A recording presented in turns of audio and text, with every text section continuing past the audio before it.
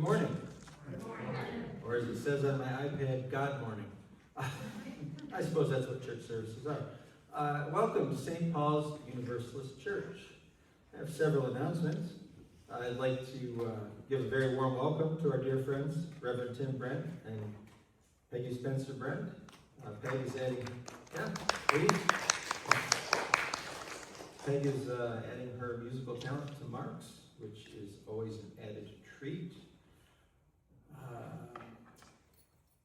Universalist Convention in Canton, New York, on the 25th of this month.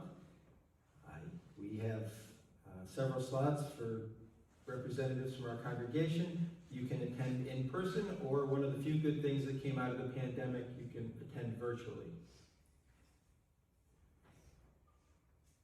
From our friend Teal in Salisbury, the Salisbury UU Church will have a roast beef dinner on October 11th, 4 p.m., eat in or take out. I'm guessing order early. Yes. Roast beef, potatoes and gravy, dressing, Harvard beets, squash, French sauerkraut, rolls, pies, and beverages.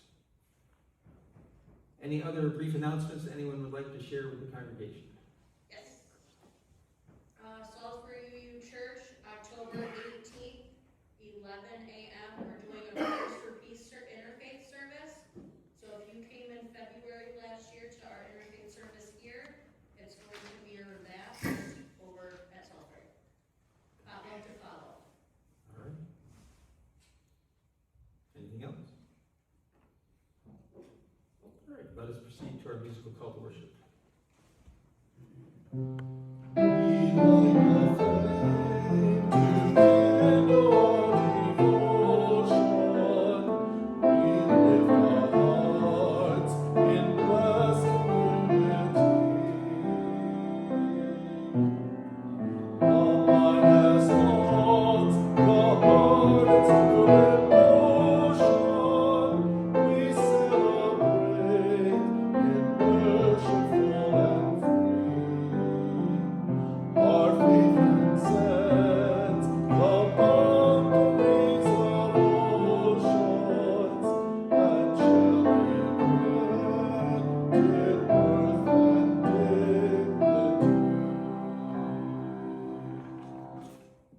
I open today's service with the words of the great philosopher Voltaire, who reminds us that God is a circle whose center is everywhere and circumference nowhere. They gave you flashbacks to geometry class. I apologize.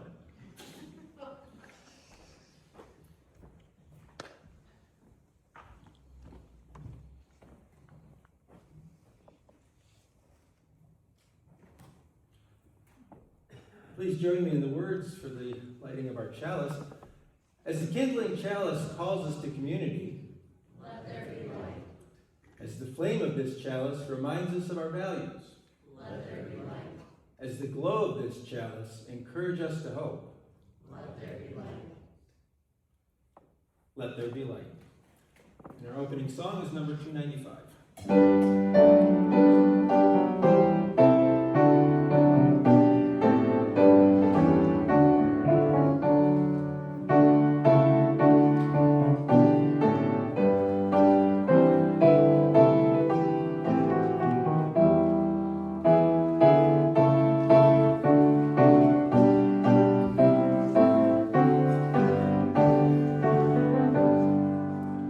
Sing our praises for the church.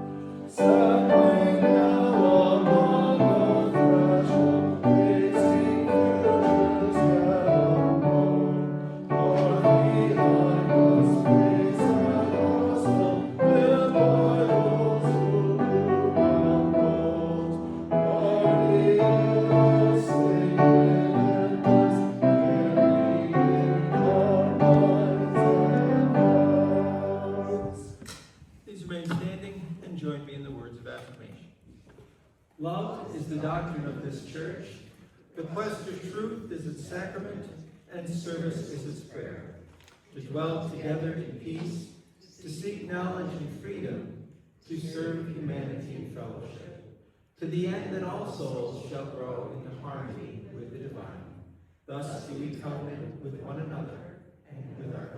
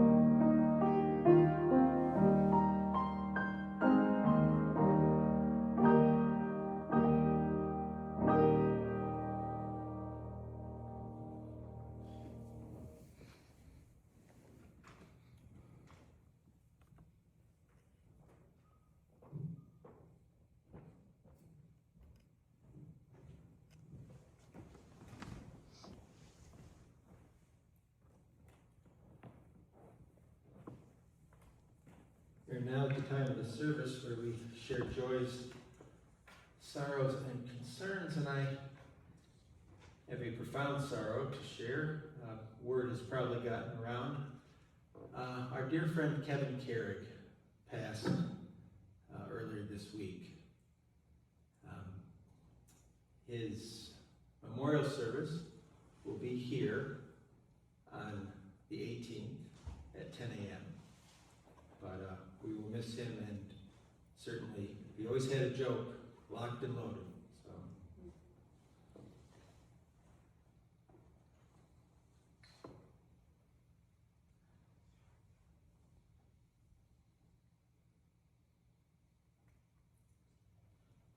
I don't see him, but according to the Facebook gods, David Paraka's 61st birthday.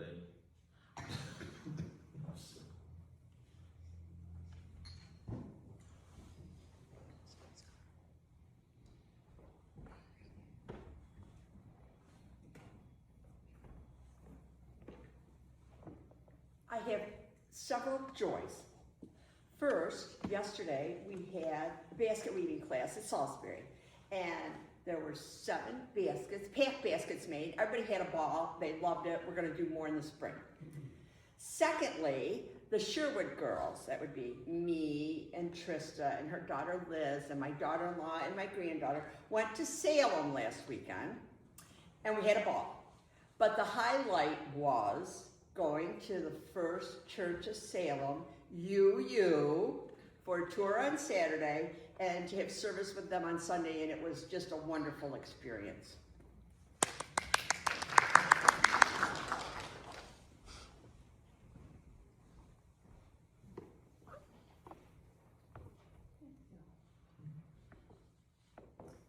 is a joy. I'd like to welcome my college roommate, Christine. She recently moved from Florida and she bought a house in Herkimer, so she's staying with me temporarily. Just wanted to welcome her. Go SUNY New Paltz. I don't think that's on.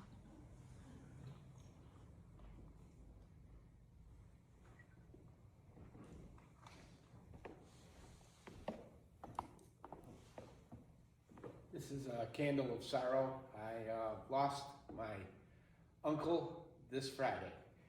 He was a lifelong farmer in the area.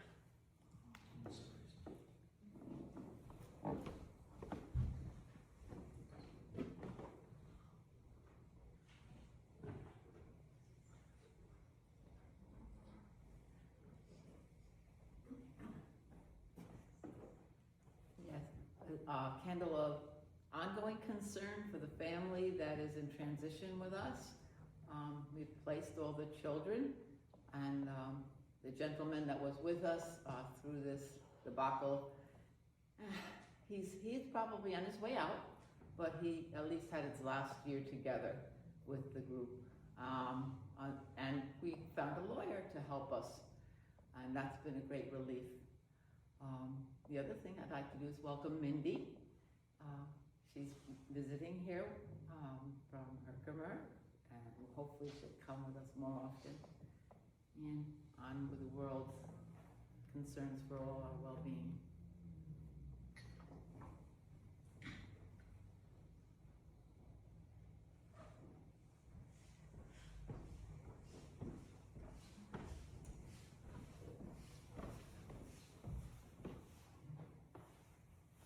So this is for a couple of joys. Piggybacking off Teal for Salem and the First Church. Their congregation and minister are lovely, and they and I will be in communications for potential upcoming liaison partnerships between Salisbury and them. So that was very cool. Salem was just awesome. I got to do the haunted house with, we did the Blackcraft. They have a store in Anaheim and in Salem. They also have a coffee shop, and now they do a haunted attraction. I got my mom to do it with me, and then Mimi helped rope in Aunt Teal and Mari, so we all did a haunted attraction, which was super, super fun. I will not be at the casino much longer. I'm going to be moving to Arc Liberty. I'm really excited. I've missed working with that community of people, and I'm so honored to go back. And then I will be going on behalf of Salisbury to the Canton UU convention at the end of the month. So I will not be here that Sunday.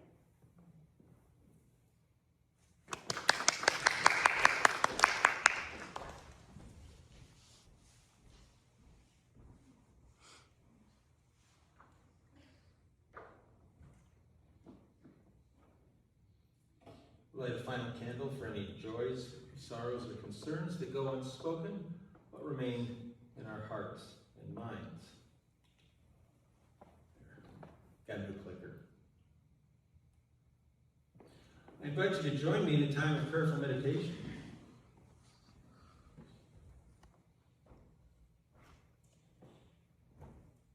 These are words written by Gordon McKeeman.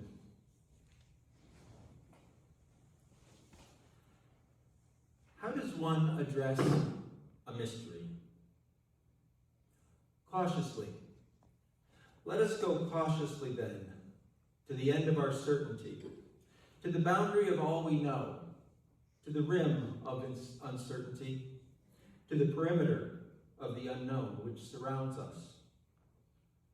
Reverently, let us go with a sense of awe, a feeling of approaching the powerful holy, whose lightning slashes the sky, whose persistence splits concrete with green sprouts, whose miracles are present in every place and moment. Hopefully, out of our need for wholeness in our own lives, the reconciliation of mind and heart, the conjunction of reason and passion, the intersection of the timeless with time. quietly. For no words will explain the inarticulate or summon the presence that is always present, even in our absence. But what shall I say? Anything. Any anger, any hope, any fear, any joy, any request, any word that comes from the depth of being addressed to being itself. Or perhaps nothing. No complaint, no request, no entry, treaty, no thanksgiving, no praise, no blame, no pretense of knowing or not knowing. Simply be in the intimate presence of mystery, unashamed, unadorned, unafraid. And at the end, say amen. We will now share a moment of silence where we listen to the wisdom of our hearts and minds.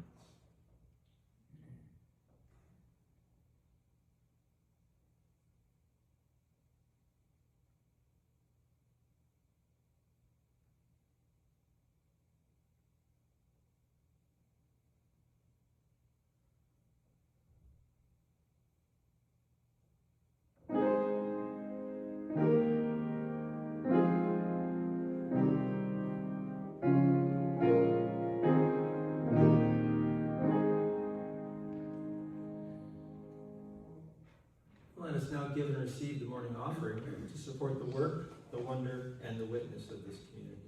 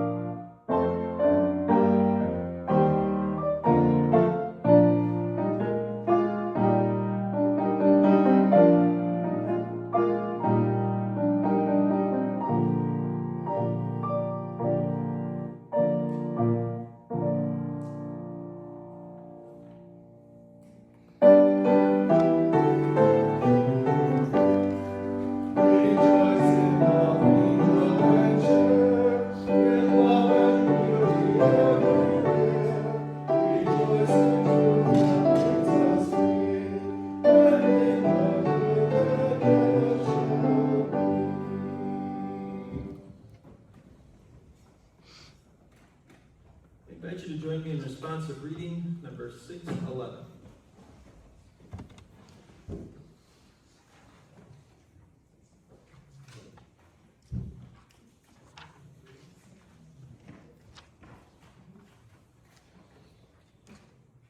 These are words from the Bhagavad Gita, which is one of the holy texts of the Hindu religion.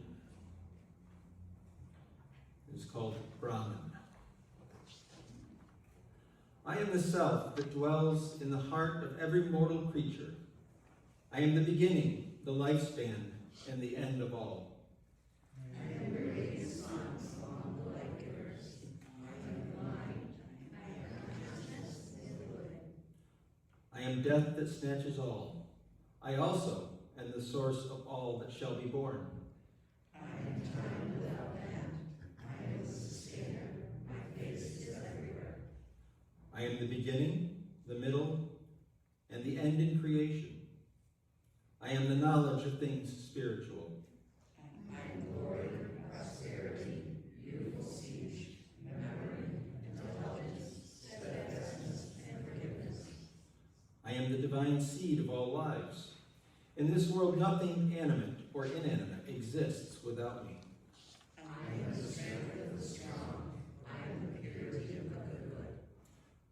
and the knowledge of the knower. There is no limit to my divine manifestations. Whatever in this world is powerful, beautiful, or glorious, that you may count and come forward for perfection and power and glory. And our next song is number 83.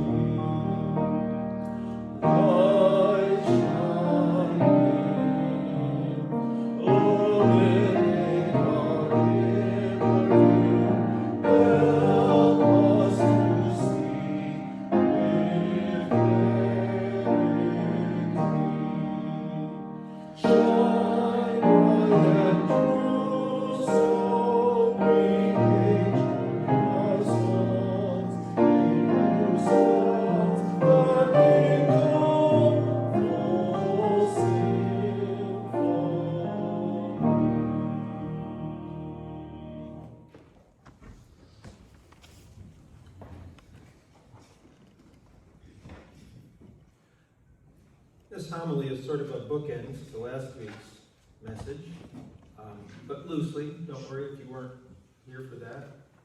You didn't need to read the first half of the book to know what's in the second half. As a young man, Mahatma Gandhi tried to conform to British society. At that time, of course, India was a British possession. Over time, however, he realized that he would never truly fit in, partially because of his skin color and cultural background.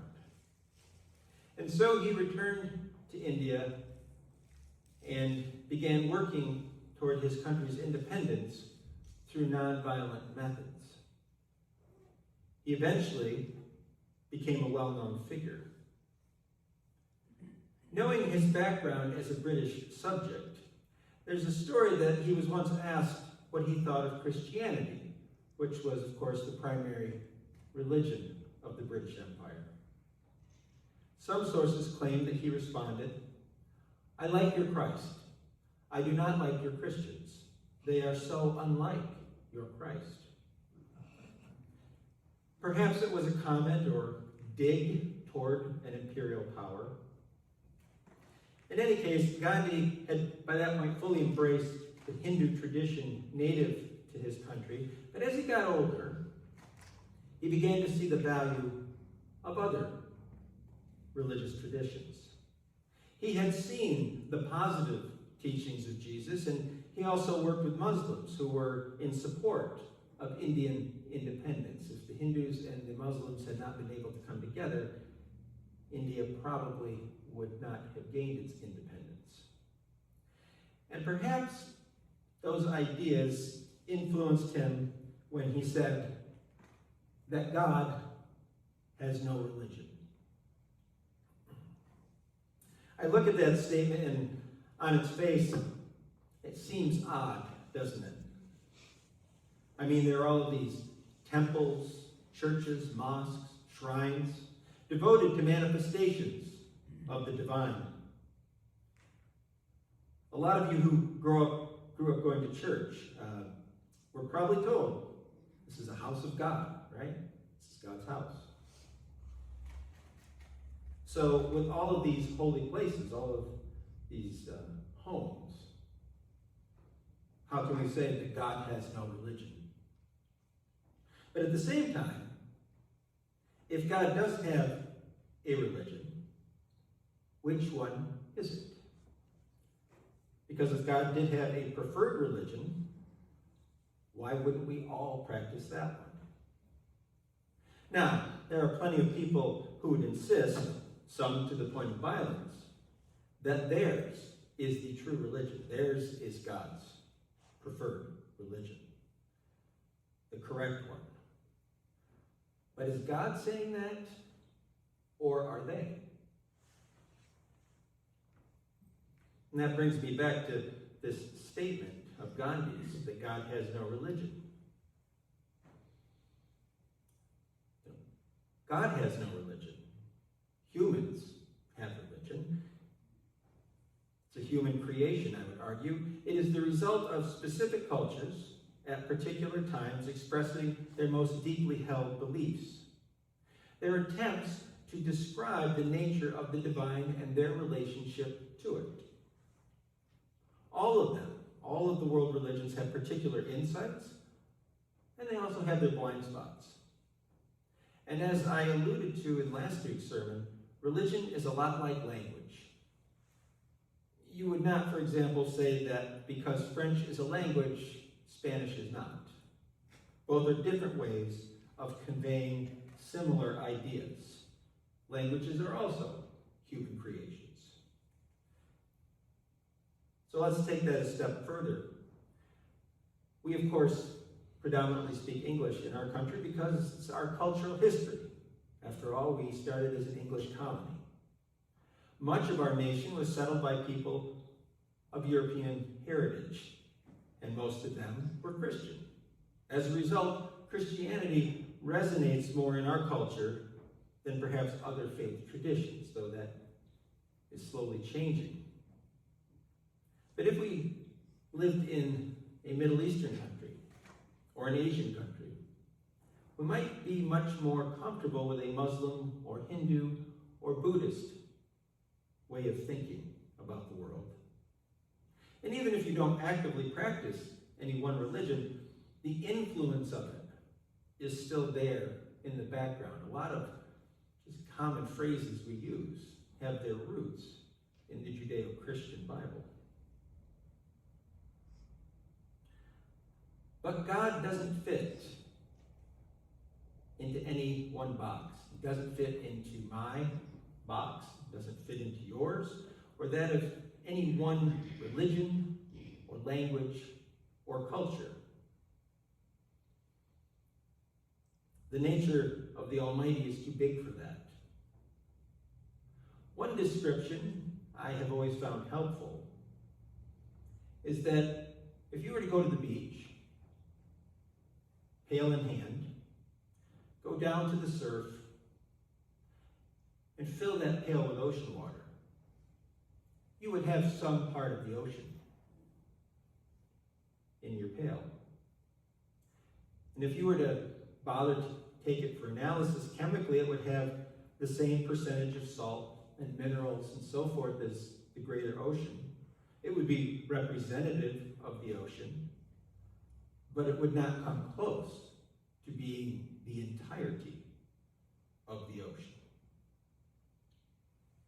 All of the world religions are, in effect, different people with different pails, collecting different samples of the same ocean. I look up at the stained glass, which is easier for me to see relative to where I am. But look at any of these panes of stained glass in the church. You may focus on a certain aspect of them. Okay? Someone may focus on another aspect. But the light coming through them is from the same source. You're just, looking at it from one perspective that may be different from another person's.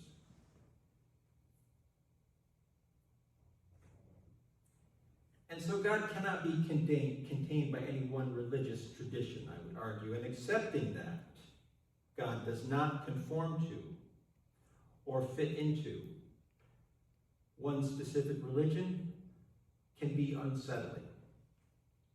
Because in order to do that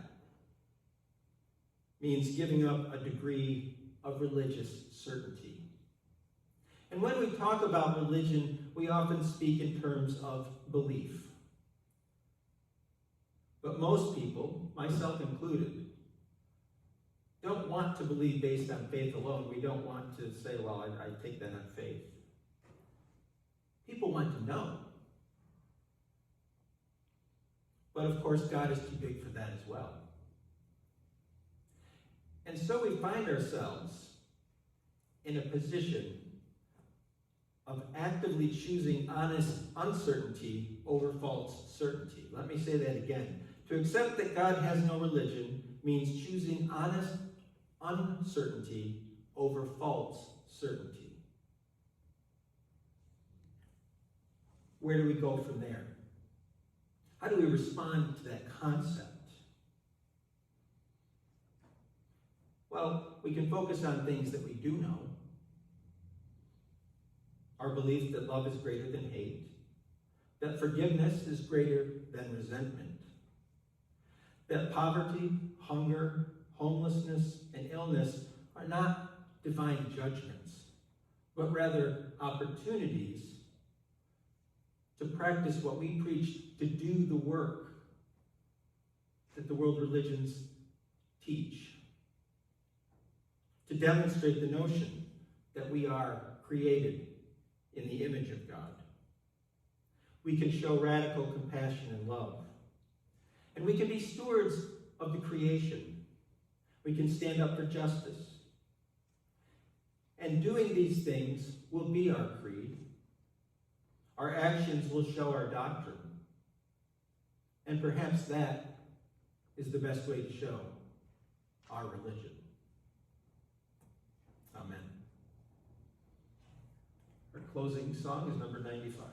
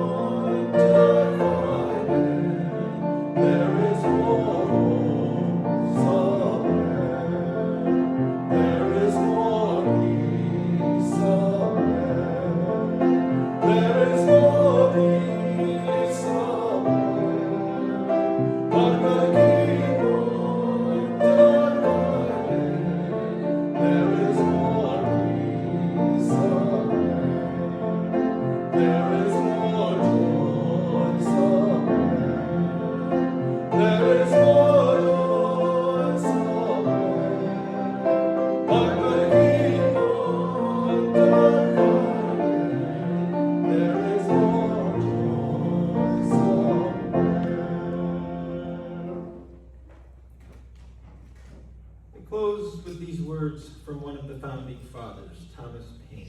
He wrote Common Sense. His view of God was that God was a great celestial clockmaker, made up this ornate creation and just let it go.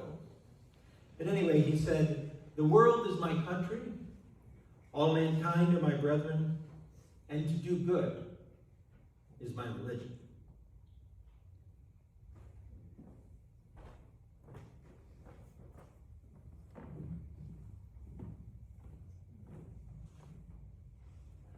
Please join me in the words for extinguishing the chalice. The flame is gone from sight, yet it still burns within. When shadows grow long, may we light a flame rather than curse the darkness, becoming bearers of comfort, of kindness,